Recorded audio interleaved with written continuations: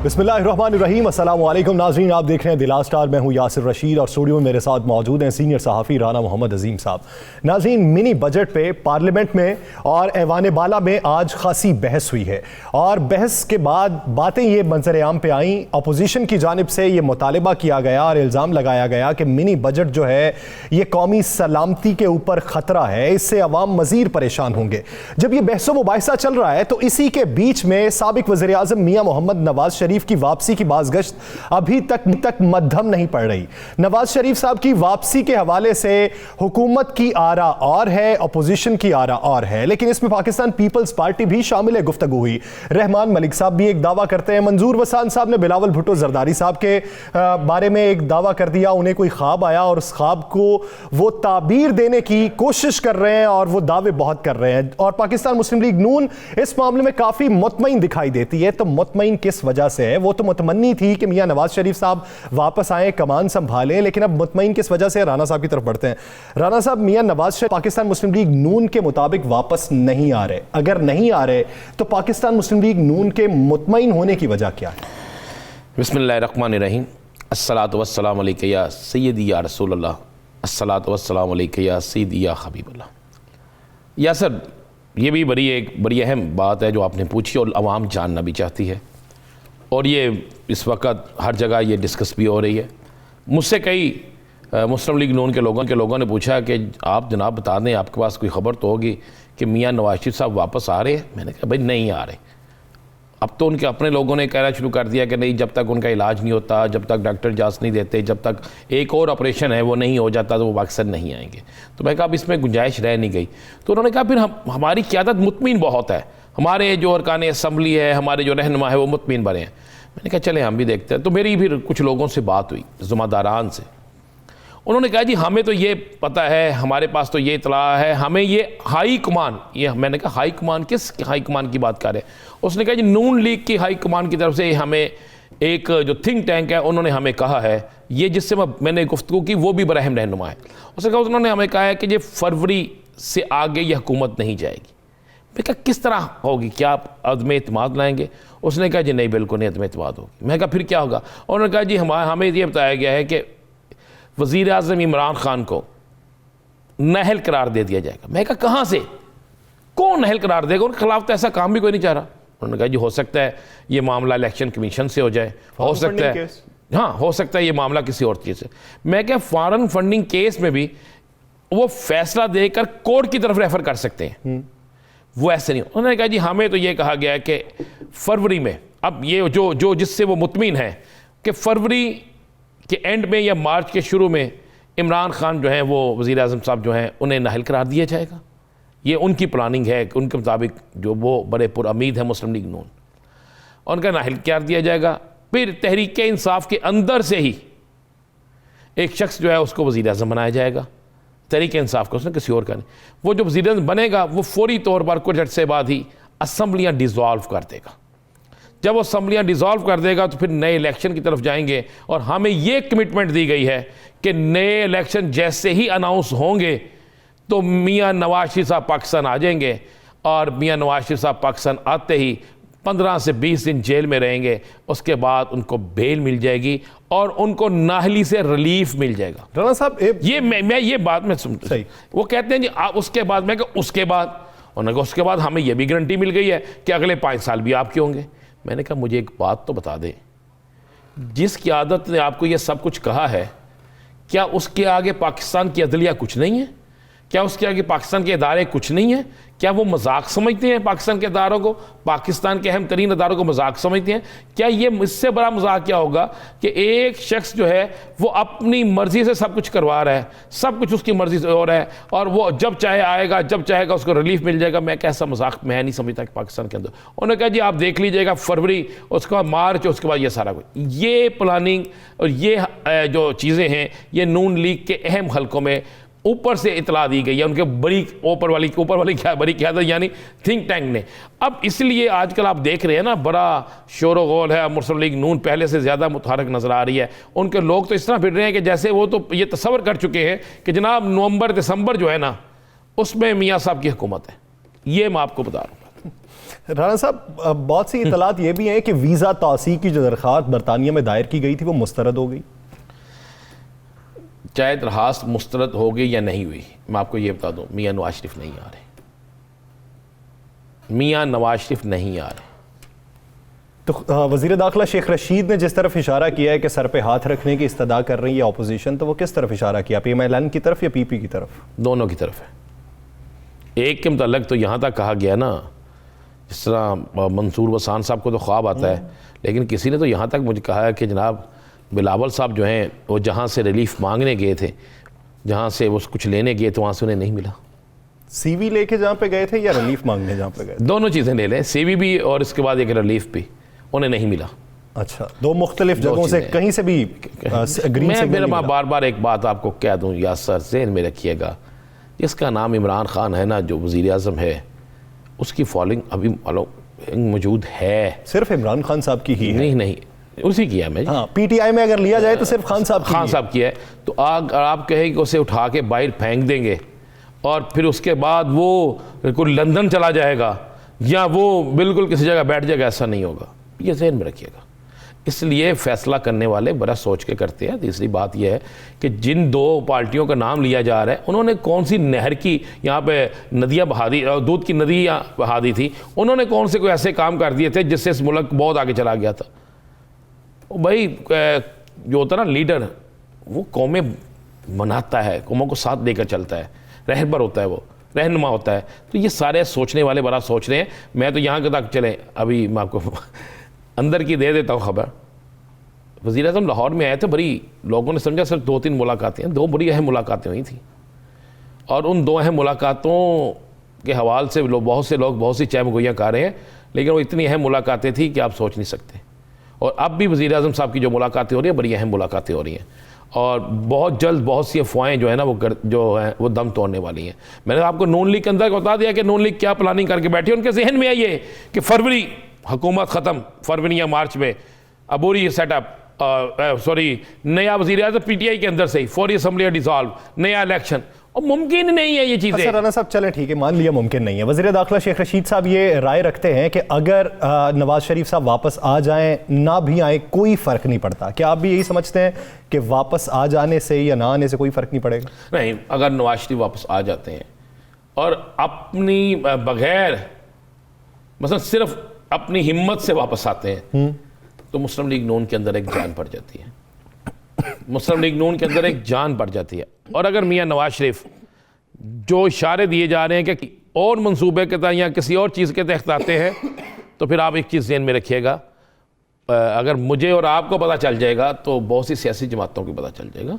नून league के ख़िलाफ़ फिर खाली PTI नहीं है, पीपल्स पार्टी भी है।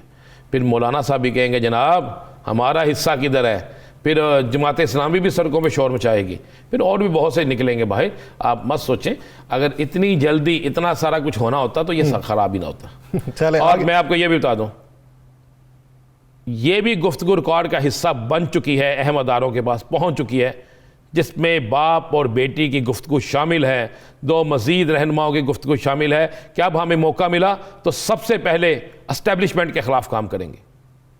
ये गुफ्तगू मौजूद है और ये रिकॉर्ड का हिस्सा बने। हाँ, रिकॉर्ड देखें, रिकॉर्ड का हिस्सा ही है ना। आप जहन में रखिएगा कि अदारे जो है ना वो पाकिस्तान के अदारे हैं, वो कौमी अदारे हैं, वो पाकिस्तान की बका की जंग लड़ते हैं, वो किसी शख्स की जंग नहीं लड़ते और या किसी सियासतदान की जंग नहीं लड़ते, पाकिस्तान की जंग लड़ते हैं। और जब आप उन अदारों को तबाह करने की कोशिश करें और बाद में ये कहें कि आप इक़्तिदार की कुर्सी पे बैठ जाएंगे और बैठ कर फिर मज़ीद उनके तंग करेंगे, तो फिर ऐसा मुमकिन नहीं है ना, ऐसा मुमकिन है ही नहीं। या सही, ये बिल्कुल आपको मैं वो चीज़ें कह रहा हूँ जो आपको हालात के साथ साथ नज़र आएंगी। तजिया कारों ने तो, मैंने कल भी कहा था कि सीनियर तजिया कारों ने तो जनवरी का कह दिया ना। चलें 3-4 दिन बाद जनवरी शुरू हो रही है ना, फिर जनवरी के एंड पे पूछेंगे अब कौन सा महीना है, फिर उसके बाद पूछेंगे। 3-4 दिन दो दिन पड़े हैं, देख लेते हैं जनवरी के आगाज़ पे क्या गुल खिलते हैं और उन गुलों के खिलने से क्या खुशबू फैलती है या अफरा तफरी बढ़ती है। राना साहब, मिनी बजट पे बात कर लेते हैं। मिनी बजट को लेकर MKM ने भी तहफ़्फ़ुज़ात का आज खुल के इजहार किया। उनके रुकने कौमी असम्बली ने यह कहा कि अगर आप ऐसा इकदाम उठाएंगे जिससे आवाम पे बोझ पड़ेगा तो हमारे लिए भी मुश्किल हो जाएगी और आपके लिए भी हो जाएगी। तो मिनी बजट को लेकर वज़ीर दाखिला ये कहते हैं कोई क़यामत नहीं आने वाली। इसका मतलब ये है कि वो लाना चाहते हैं और हर सूरत में लाना चाहते हैं। तो फिर मिनी बजट का बनेगा क्या, कितना बोझ पड़ रहा है? बोझ तो पड़ेगा, अवाम पे पड़ेगा। मैंने फिर कहा कि मिनी बजट का बोझ बहुत बड़े सरमायाकार पे इसलिए नहीं पड़ता कि सरमायाकार है। एक चीज़ महंगी होगी वो महंगी बेचेगा, एक टैक्स ज़्यादा लगेगा वो आगे से चीज़ महंगी बेच के टैक्स को अदा कर देगा। ये बोझ पड़ता है आप पे, मुझ पे, सफ़ेद पोश शख्स आदमी पे, आम आदमी पे पड़ता है। हमने कहा याद है, हमने कहा था कि काफ लीग और MKM नाराज़ है। काफ लीग को राज़ी कर लिया, MKM को आज रात को राज़ी कर लेंगे। शायद हो सकता अब तक MKM को राज़ी कर लिया हो। अब असल मामला यह है कि मिनी बजट आ रहा है। आज भी बड़ी शनीद थी कि शायद आ जाता था, अब शनीद है शायद कल आ जाए, लेकिन हुकूमत उस वक्त तक लेकिन नहीं आएगी जब तक अपने स्कोर पूरी नहीं करती और अपोजिशन के स्कोर कम नहीं करती। चलिए मैं आपको बता दूं, इस दफ़ा फिर कल शाम तक फैसला हो जाएगा। कोशिश तो है कि आज रात तक, नहीं तो कल तक ये फैसला हो जाएगा कि किसके कितने स्कोर कम होने हैं। हुकूमत चाह रही है हर सूरत में कि इनके स्कोर पूरे हों और अपोजिशन के पहले से 4 मज़ीद कम हो जाए। अपोजिशन के पहले से 4 स्कोर मज़ीद कम हो जाए ताकि अगले 4 से 6 माह जो हैं वो बड़े सुकून से निकल सकें। और मैं आपको ये भी बता दूं, की स्टैंडिंग ऐसी है कि वो अपोजिशन के स्कोर मज़ीद कम कर सके। हुकूमत के नहीं है, बिल्कुल है, स्टैंडिंग ऐसी है, मौजूद है। बात यह है कि आप क्या समझते हैं, ये जो मिनी बजट ला रहे हैं ये अपनी मर्ज़ी से ला रहे हैं? इस पर सिर्फ इनकी रजामंदी है? क्या इन्होंने इत्माद में नहीं लिया? क्या आप नहीं समझते कि ये अगर एक चीज़ मुल्क के लिए नुकसानदेह है, बहुत ज़्यादा नुकसानदेह है, तो शायद ये इसका सोचते भी ना। ये अगर वक्त है तो नुकसानदेह आवाम के लिए, क्योंकि ये मिनी बजट जो है ये अब अफोर्ड नहीं होगा। लेकिन उसके लिए मजबूरी क्या है, उसकी मजबूरी क्या बनी है, किन जगहों पे वो किन जगहों के लिए ज़रूरी है। IMF जो है उससे इतनी रकम नहीं मिलती है सर, लेकिन IMF अगर आपको कर्ज नहीं देता तो फिर बहुत सी जगहों से आपको इमदाद मिलना या कर्ज मिलना बंद हो जाता है। कुछ चीज़ें, कुछ शराइत होती हैं। तो ये इस पे तो MKM ने तजवीज़ दी है ना, आप नए टैक्सेस लगाने या टैक्सेस की छूट को ख़त्म करने की बजाय अपना टैक्स नेट बढ़ा लें तो आप उतना हदफ तो हासिल कर सकते हैं। उतना ना कर सकें उससे आधा तो कर ही सकते हैं। कौन, बिल्कुल कर सकते हैं, लेकिन टैक्स देते कितने लोग हैं ये भी तो देखने वाली बात है। टैक्स देते कितने लोग हैं? कितने लोग हैं आज तक जिन्होंने टैक्स दिया है? आप ताजर पे टैक्स लगाते हैं वो सरापा एहतजाज हो जाता है, आप किसान पे टैक्स लगाते हैं वो सड़कों पे आने का ऐलान कर देता है, आप प्रॉपर्टी डीलर पर टैक्स लगाते हैं वो कहते हैं जनाब हम सुबह से हड़ताल कर देंगे, आप किसी जिस पे भी टैक्स लगाते हैं वो सड़क पे आ जाते हैं, मैदान में आ जाते हैं, मैदान में आके चीखना शुरू कर देते हैं। इस मुल्क में इंसाफ लेना, उसके लिए भी एहतजाज करना पड़ता है। टैक्स लेने के लिए कई लोगों को राज़ी करना पड़ता है और यहाँ पर कानून पर अमल दरामद कराने के लिए डंडे का इस्तेमाल करना पड़ता है। वैसे नहीं होता। बाकी मुल्कों में क्या टैक्स नहीं लिया जाता? लिया जाता है ना, इस्तेमाल होता है। यहाँ पे जो जिससे मांगेंगे वो चीखेगा, जिससे मांगेंगे वो चीखेगा। और अगर क्यों नहीं ना डाली आपने? आदत डालने से डाली जाती है। अगर आदत का आप तरीका एकार परवान चढ़ाएं और आदत की खसलत अपने अंदर पैदा करें तो तभी आदत को आगे बढ़ाया जा सकता है। तो वो खसलत कब तक पैदा होगी उसका इंतजार किए रहते हैं। नाज़रीन, दीगर इश्यूज़ पे बात होगी एक शॉर्ट ब्रेक के बाद, कहीं नहीं जाएगा, स्टे विद अस।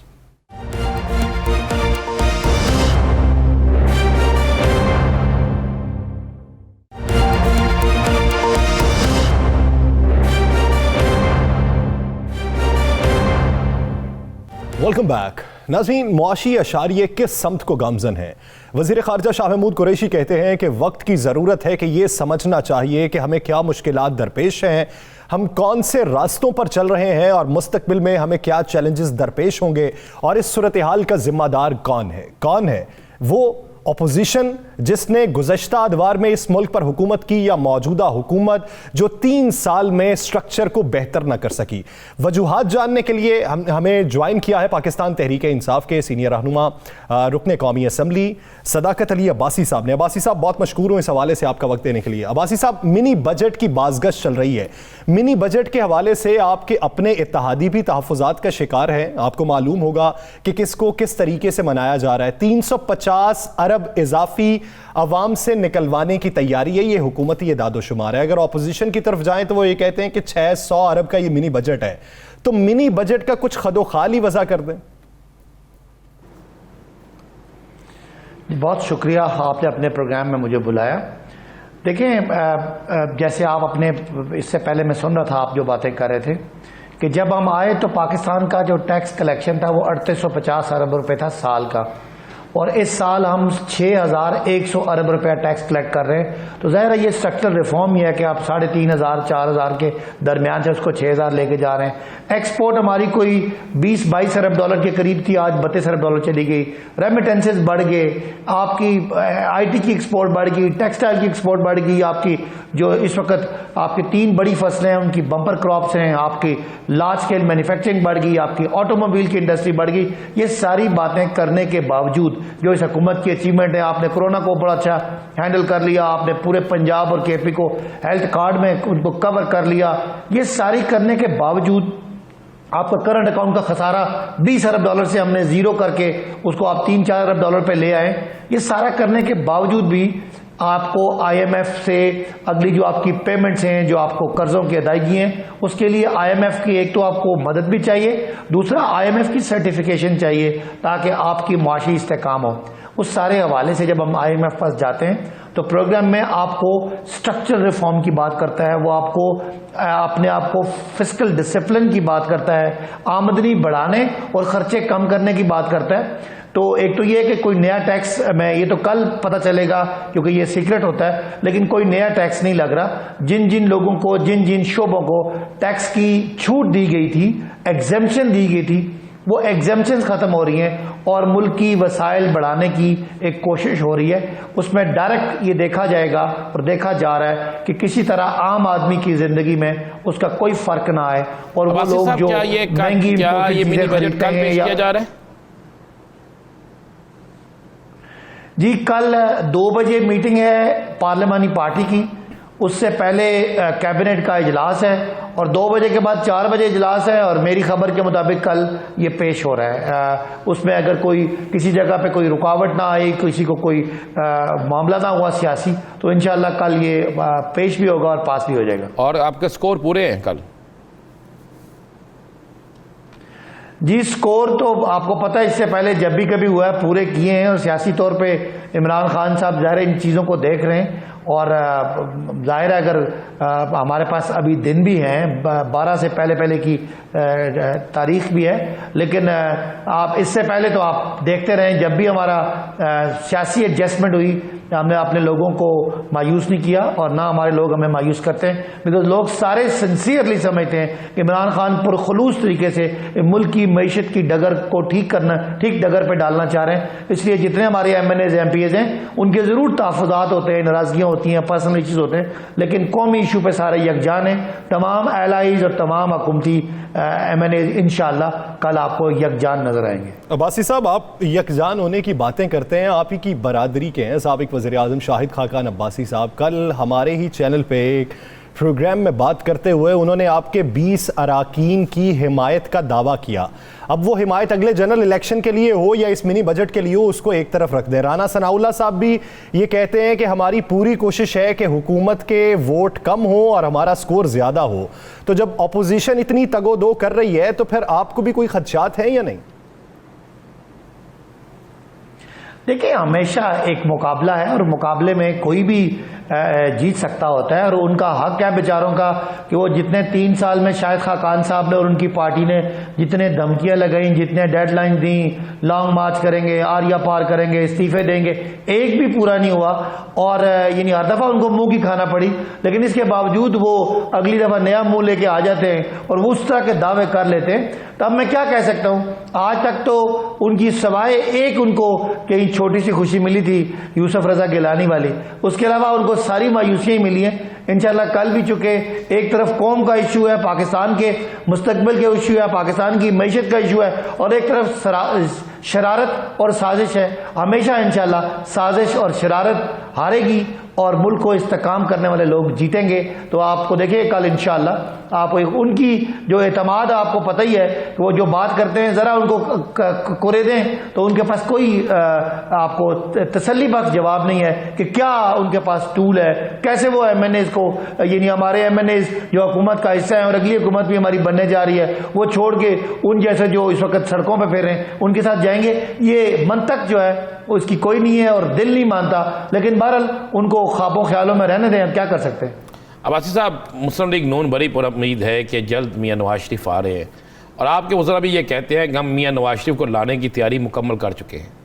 अगर तैयारी मुकम्मल कर चुके हैं तो कब तक मियाँ नवाज शरीफ को ला रहे हैं?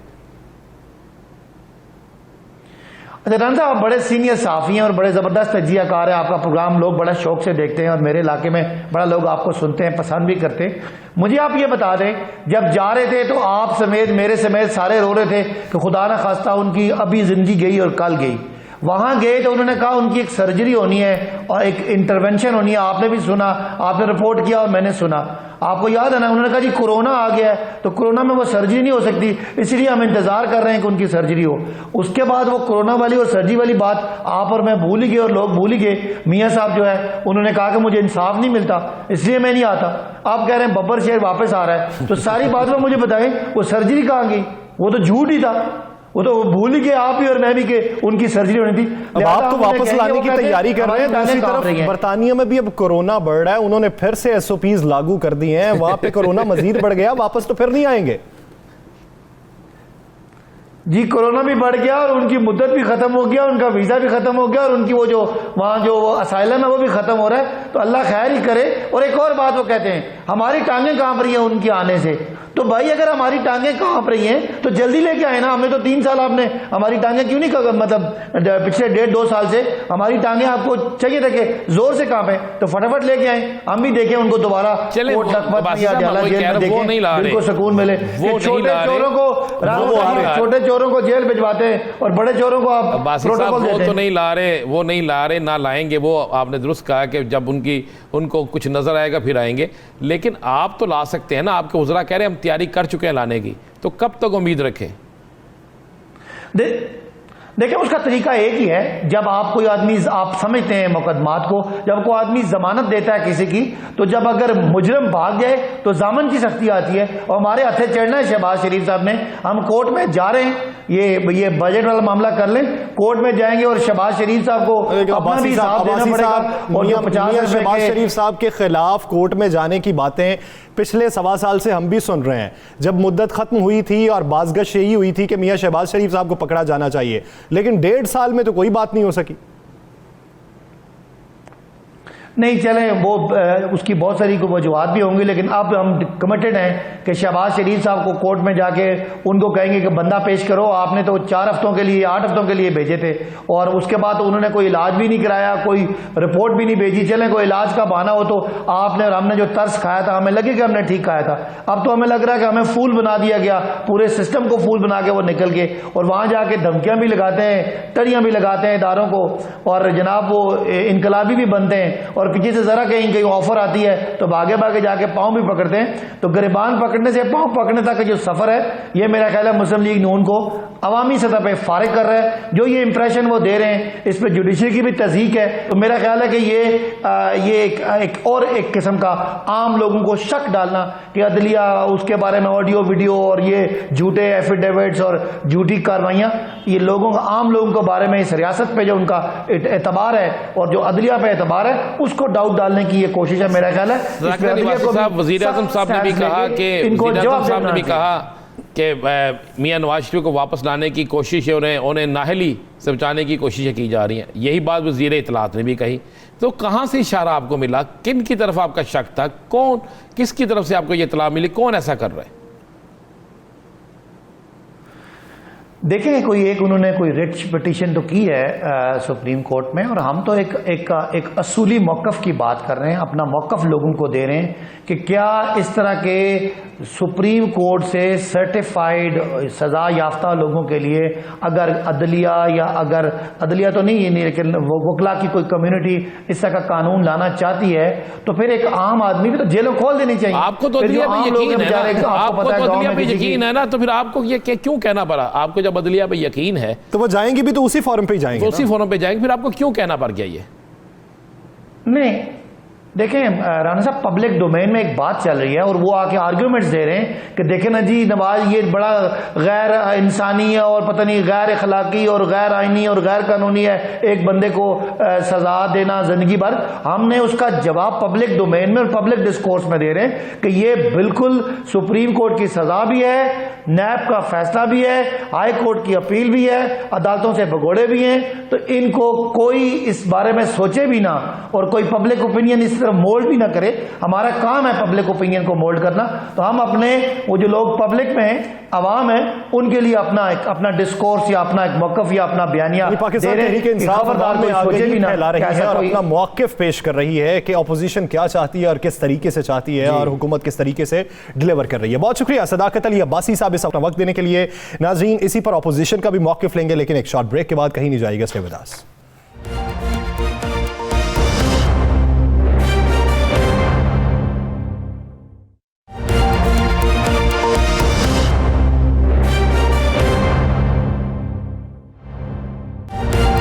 ब्रेक के बाद खुशामदीद। नाज़रीन, मिनी बजट के हवाले से भी पाकिस्तान पीपल्स पार्टी ने तहफ़्फ़ुज़ात का इजहार किया। कौमी सलामती पॉलिसी को सेनेट में पेश न करने पर भी तहफ़्फ़ुज़ात का इजहार किया और आने वाले आम इंतखाबात के बाद बरसरे इक़्तिदार कौन सी पार्टी आएगी, कौन वज़ीर आज़म बनेगा और आइंदा साल में कितनी हलचल मचेगी, पाकिस्तान पीपल्स पार्टी के इस हवाले से बहुत से दावे मंजर आम पे आए हैं। उन दावों में हकीकत क्या है, उसके पीछे मंतिक क्या है और पाकिस्तान पीपल्स पार्टी की तैयारी क्या है, इसी पर बात करने के लिए हमें ज्वाइन किया पाकिस्तान पीपल्स पार्टी के रहनुमा नबील गबोल साहब ने। नबील गबोल साहब, बहुत शुक्रिया आपके वक्त का। नबील गबोल साहब, मंजूर वसान साहब ये कहते हैं कि बिलावल भुट्टो जरदारी पहले वज़ीर आज़म बनेंगे, फिर उनकी शादी होगी, तो क्या हम ये समझें कि 2023 में उनकी शादी होने जा रही है? मंजूर वसान जो है, आपको पता, दिन में ख्वाब देखते हैं। बिलावल चेयरमैन बिलावल की उसी दिन शादी होगी जिस दिन उनको कोई दुल्हन पसंद आएगी, चाहे इलेक्शन 2022 में हो या 23 में हो। लेकिन मैं समझता हूँ कि वज़ीर आज़म के जब वो हल्फ उठाएंगे तो जो फर्स्ट लेडी का कुर्सी है वो खाली नहीं छोड़ेंगे, तो इंशाल्लाह शादी जो है मुझे लगता है पहले ही करेंगे।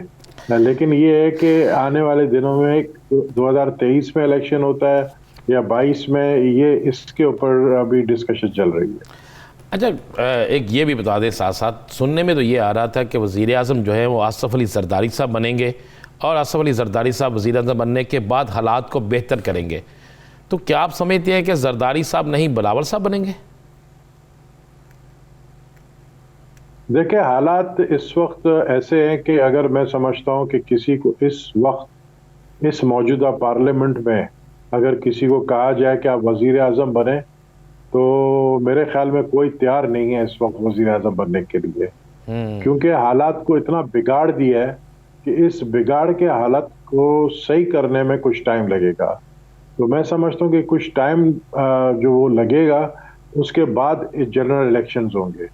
अब वो किस तरीके से होगा, वो ज़ाहिर फार्मूला क्या होगा क्या नहीं होगा, वो कुछ हमारे दोस्त जो हैं इसके ऊपर डिस्कशन भी कर रहे हैं, इसी हवाले से मीटिंग्स भी कर रहे हैं, क्योंकि बिगाड़ बहुत हो गई है। नहीं, दोस्त कौन, आप दोस्त किसको कह रहे हैं? ये भी नबील गबोल साहब, दोस्त आपका इशारा किस तरफ है? पीपल्स पार्टी के दोस्त, अदारों के दोस्त, कौन? नहीं, पीपल्स पार्टी के दोस्त, पीपल्स पार्टी के दोस्तों में सब आ जाते हैं। अच्छा, पीपल्स पार्टी के दोस्तों में सब आ जाते हैं। वो भी दोस्त आते हैं जिनकी तरफ वजीर दाखिला साहब इशारा करते हैं कि इनकी जानिब से इस्तदा की जाती है कि हमारे सर पे हाथ रखें। नहीं, वजीर दाखिला साहब तो बहुत सहमे हुए हैं आजकल, पता नहीं क्यों, उनको किससे डर है। और वो शेख रशीद नहीं है। शेख रशीद जो पहले बातें करता था, आप उनकी प्रेस कॉन्फ्रेंस में जो है ना देखेंगे कि उनका टोन बड़ा चेंज है। वो सहमे हुए हैं, पता नहीं किस बात से सहमे हुए हैं।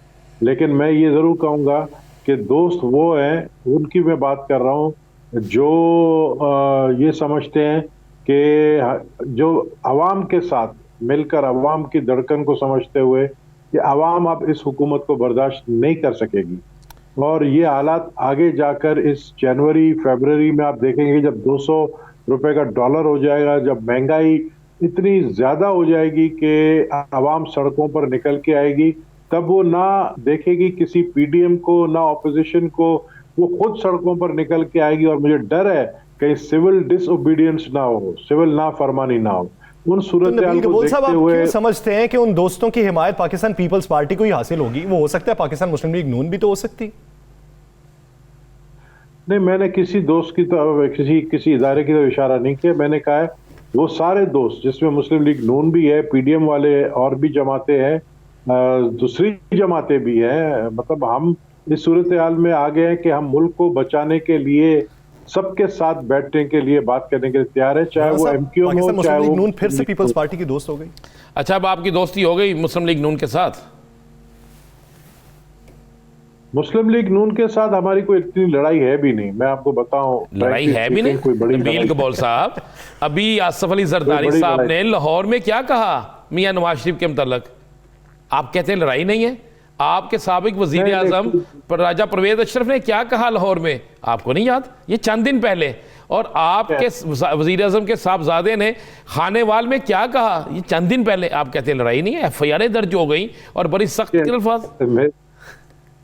मैं समझता हूं कि हालात इतने खराब नहीं है, इतना कोई बड़ी बात नहीं कर दी है किसी भी हमारे जमात के लीडर ने कि हम दोबारा बैठ नहीं सकते हैं। सर, जब आप ये अच्छा, आपके मुताबिक फिर ये है कि आप ये कह दें कि जो मुल्क के ही सगे नहीं, जो मरना इधर नहीं चाहते, उनको मुल्क से क्या, यानी ये कोई बड़ी बात नहीं है, ये उर्फ आम में सियासत में कुछ भी कहा जा सकता है?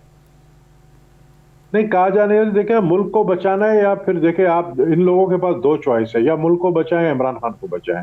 जाहिर है जो पाकिस्तान का हमदर्द होगा वो मुल्क को बचाना चाहेगा। अब मुल्क को बचाने के लिए अगर वो हमारे साथ जो है एमक्यूएम भी बैठना चाहती है, हम उनके साथ भी बैठेंगे, मुस्लिम लीग वाले बैठना चाह रहे हैं, हम उनके साथ भी बैठेंगे, तो ये कोई बात नहीं, बड़ी बात नहीं हमारे लिए। हम पीडीएम वालों के साथ भी बैठने के लिए तैयार हैं, मुल्क को बचाने के लिए। आप ही के मुताबिक जो कातिल डाकू लुटेरे हैं, आप उनके साथ बैठ जाएंगे इस पीटीआई हुकूमत को गिराने के लिए? अब आप कातिल किसको कह रहे हैं? मुस्लिम लीग नून वालों को कह रहे हैं, एमक्यूएम वालों को कह रहे हैं? एमक्यूएम वाले कातिल हैं। अगर आपने एमक्यूएम को कातिल कहा है तो फिर ये आप इमरान खान से पूछेंगे क्यों उन्होंने दो वजारत दी एमक्यूएम को? नहीं, हम इमरान खान से नहीं पूछते, ये आपकी जमात के लोगों ने कहा है। और बिलावल साहब ने तो कहा था काला कानून कहने वाले इनके हम मुंह काले करेंगे। ये आपके बिलावल साहब ने कहा, हमने नहीं कहा। हम तो आपको याद दिला रहे हैं। मैंने आपको एक बात कही है कि इस वक्त मुल्क इस हालत में पहुंच चुका है कि जितने भी ऑपोजिशन की जमातें हैं वो सब बैठकर देखें, कौम हमारी तरफ देख रही है। अगर हम कुछ नहीं करेंगे तो मैं पहले भी कह चुका हूं कि कौम पीटीआई वालों को तो जूते मारेंगे, हमें भी जूते मारेंगे। तो हम इस पोजीशन में हम इलेक्शन में जा सकते हैं, पीटीआई वाले इलेक्शन में नहीं जा सकते। तो ऐसे हालात में फिर हमें मुल्क को इस सूरत हाल से निकालने के लिए, जिस तरह जरदारी साहब ने कहा, हमसे पूछा जा रहा है कि फॉर्मूला बताएं। तो सबसे बड़ा फॉर्मूला तो ये है कि पहले इनसे जान तो छुड़ाएं, हमारी इस वजीर आजम से जान छुड़ाएं, जो कि अपनी टीम आप देखें, उसकी टीम इतनी इमेच्योर टीम है। जिन लोगों ने, अच्छा जी, आपका ख्याल है कि फरवरी मार्च में कुछ हो जाएगा और अभी कोई तैयार नहीं है वजीर आजम बनने के लिए मौजूदा हालात, तो ये मौजूदा हालात में जब कोई वजीर आजम बनने के लिए तैयार नहीं है तो फिर किस तरह फरवरी या मार्च में कुछ हो जाएगा? देखिए, मुझे जो नजर आ रहा है वो इमरान खान खुद असेंबली तोड़ेगा। अच्छा। इमरान खान को भी ये पता है कि वो बहुत अनपॉपुलर है। इमरान खान को पता है कि अगर वो और मजीद 1.5 साल रहेगा तो ये हालात और बिगड़ जाएंगे। इमरान खान को ये भी पता है कि कहीं अगर वो खुद नहीं रिजाइन करेगा तो फिर हो सकता है कौम अवाम जो है प्राइम मिनिस्टर हाउस में। नबील कबूल साहब, मान लिया जाए अगर वो ये समझें कि वो उनकी जो मकबूलियत है वो खो रहे हैं, तो फिर अगर वो डिसॉल्व कर देते हैं असेंबलियों को, तो उसके बाद उनको फायदा क्या है? अगर वो मुंतखब नहीं हो सकते और ये पहले से उन्हें मालूम है, तो फिर वो 1.5 साल अपना पूरा नहीं करेंगे? उसका जवाब है मेरे पास। देखें, कभी कभी जो लीडर होता है ना, वो ज्यादा कंफर्टेबल होता है ऑपोजिशन बेंचेस में बैठने पर, वो ज्यादा खुश होता है। मुझे याद है मैं 2002 में ऑपोजिशन का एमएनए था, मैं ज्यादा खुश था। इसकी वजह ये थी कि मैं ज्यादा खुल के बोलता था, मैं हुकूमत की जो भी कारकर्दगी उसके ऊपर खुल के स्पीचेस करता था। लेकिन जब मेरी अपनी हुकूमत आई, जब मैं मिनिस्टर बना, तो मैं खामोश 5 साल बैठा रहा, मैं कुछ नहीं बोल सका। तो बात यह है कि कुछ चलिए नबील कबूल साहब यहीं से शुरू करते हैं। मान लिया ये आपके खदशात या जो आपकी इंफॉर्मेशन है या जो आपके दोस्त आपको कह रहे हैं वो इसके मुताबिक हो गया, तो अगला वज़ीर आज़म पीपल्स पार्टी या नून लीग से? अगला वजीर आजम जनरल इलेक्शन में पीपल्स पार्टी का ही होगा। और अगला वजीर आजम अगर ऐसे ही सेटअप के अंदर जहां पर मैं समझता हूं कि नेशनल गवर्नमेंट होगी, उसके अंदर तो सबसे राय ली जाएगी। लेकिन जनरल इलेक्शन होगा तो इंशाल्लाह वजीर आजम पीपल्स पार्टी का ही होगा। नून लीग से नहीं होगा? उनकी जो आसी उम्मीदें हैं। नून लीग मुझे जो है ये लगता है कि नून लीग जो है वो पंजाब में हुकूमत बनाएगी और नून लीग जो है वो कोलिशन में हमारे साथ बैठ सकती है। ये मैं कोई स्टेटमेंट नहीं दे रहा हूँ, ये मैं अपनी राय दे रहा हूँ। नहीं, आपकी राय भी तो, आप पार्टी के रहनुमा है ना, आपकी राय जो है वो स्टेटमेंट तो है। आपकी राय जो है वो नबील कबूल जो है पीपल्स पार्टी के एक रहनुमा है, तो जो वो बातें कर रहे हैं वो सारी आपकी राय जो है वो बड़ी अहमियत रखती है। तो इसका मतलब है आने वाले वक्त का जो जायचा है वो आप लोग बना चुके हैं? तकरीबन जी, बिल्कुल। अच्छा सर, आप बना चुके हैं या दोस्त भी बना चुके हैं? सारी जमातें बना चुकी हैं। अच्छा नबील कबूल साहब, अगर नवाज शरीफ साहब वापस आ गए तो फिर मंजरनामा तब्दील देखते? वजीर आजम साहब बड़े परेशान है और उन्होंने खुद ये स्टेटमेंट देकर इस बात को ठप्पा लगा दिया है कि नवाज शरीफ साहब वापस आ रहे हैं। आपके पास क्या इतला है? आपके पास मेरे पास यही इतलात है कि वो वापस आ रहे हैं। कब तक? अगले महीने। चले इतना बता दें कि वो वापस किसी की यकीन दहानी पे आ रहे हैं या अपनी मर्जी से आ रहे हैं? ये तो वो सवाल है जिसपे आप मुझे फंसाना चाहते हैं। ये सवाल को मैं सेंसर करूंगा, इसलिए सेंसर करूंगा क्योंकि देखें नवाज शरीफ गए थे भी किसी की मर्जी से और आ भी रहे किसी की मर्जी से। आपका जवाब मौसूल हो चुका। बहुत शुक्रिया नबील कबूल साहब। इस हवाले से अपना वली नाजरीन दीगर सियासी मंजरनामे पे बात करेंगे एक शॉर्ट ब्रेक के बाद। कहीं नहीं जाइएगा, स्टे विद अस।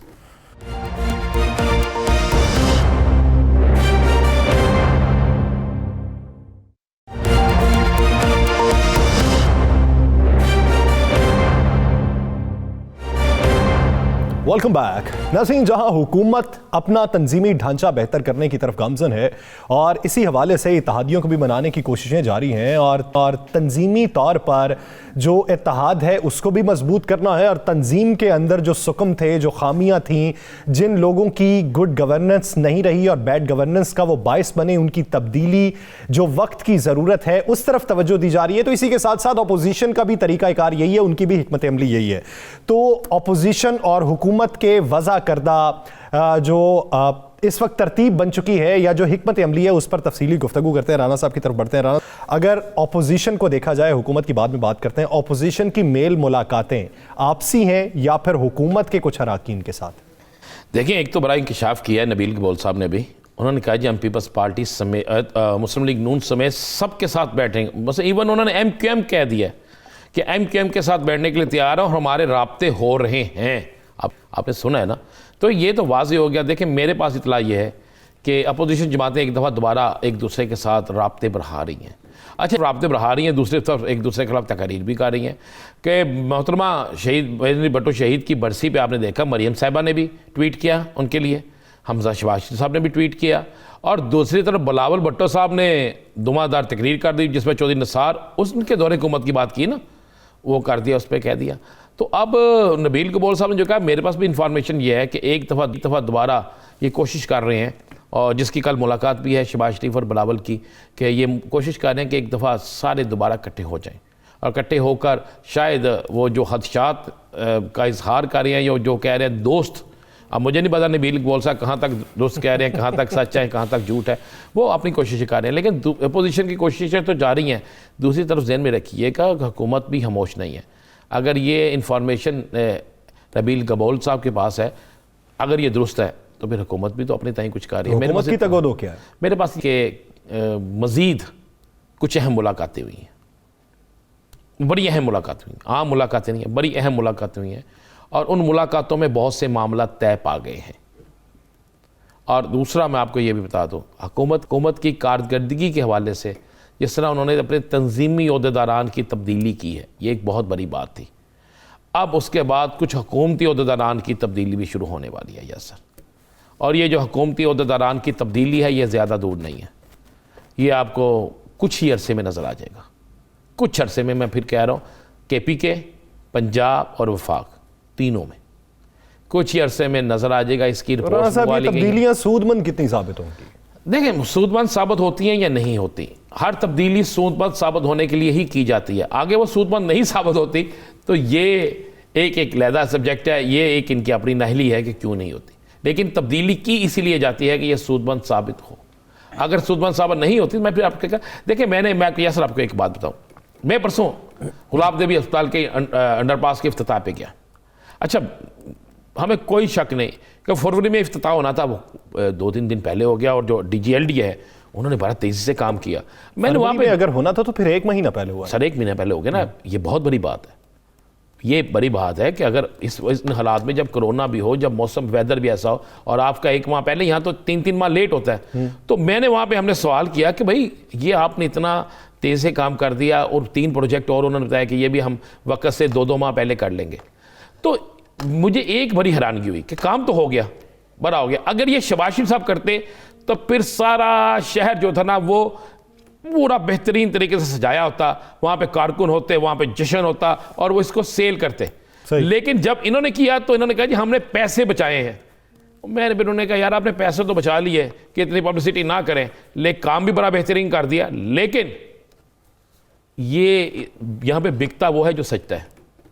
तो अब ये सजने वाले की तरफ जा रहे हैं, अब जा उस रहे हैं, उस तरफ जा रहे हैं। सदाकत अली अब्बासी साहब ये कह रहे हैं कि हम आगे ही मुहिम चला रहे हैं, तो हो सकता है मैनिफेस्टो में ये भी शामिल हो। यही है। राना साहब, 2 दिन रह गए हैं साल के ख़त्म होने में, तो साल का एक हम तज्जिया भी कर लेंगे, उस पर नज़र भी दौड़ा लेंगे कि इस साल के दौरान क्या कुछ हुआ और उससे मुस्तकबिल के लिए क्या सबक सीखा जा सकता है। अगर हम आगाज़ करें डस्का इलेक्शन से, डस्का इलेक्शन को एक टेस्ट केस बनाया गया था कि इस तरह की वाक़यात जो हैं वो दोबारा से रूनमा ना हो, लेकिन KP इलेक्शन के अंदर भी हमें वही देखने को मिला।